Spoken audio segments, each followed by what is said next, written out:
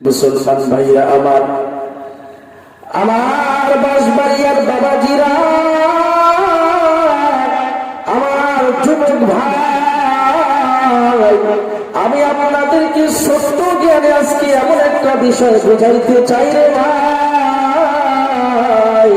যেই বিষয়টা আমরা সকলে জানি কিন্তু কেউ আমরা সেই বিষয়ের জন্য প্রস্তুতি গ্রহণ করি না। আমার যুবক ভাই,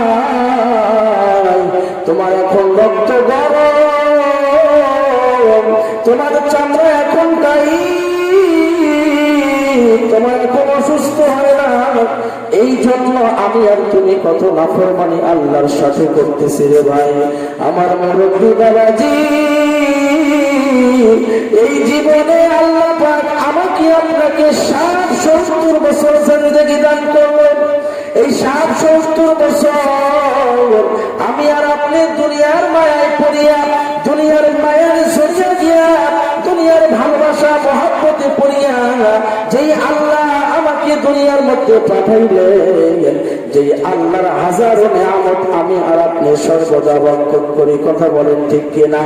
বিজ্ঞান বলে, ডাক্তাররা গবেষণা করে বলে, প্রত্যেকটা মানুষ প্রত্যেক দিন 24 ঘন্টায় 550 লিটার অক্সিজেন ব্যবহার করে। কয় লিটার? কত ওজন নাই? এই 550 লিটার অক্সিজেন আপনি আইসিইউতে কিনতে যান, কথা হয় না, কত টাকা লাগে দেখেন।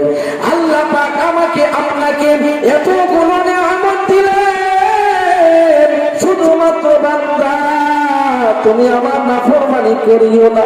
কিন্তু আমি আর আপনি এই দুনিয়াতে এসে ওই আল্লাহকে ভুলে গেলাম, ওই কবরের কথা ভুলে গেলাম, আখিরাতের কথাগুলো ভুলে গেলাম। কথা বলেন ঠিক কিনা?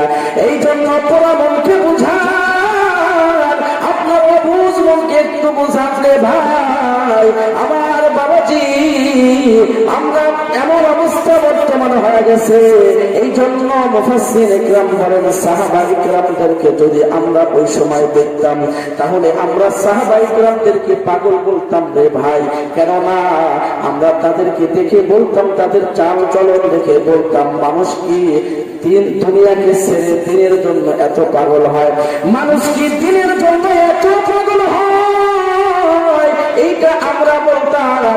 আর মুফাসসির ইকরাম বলে, সাহাবা ইকরাম যদি আমার আপনার বর্তমান মুসলমানদের চলাফেরা দেখতো তাহলে সাহাবা ইকরাম বলতো এরাও পাগল। মানুষ কি এই 60-70 বছর ক্ষণস্থায়ী দুনিয়ার জন্য এত পাগল হয়?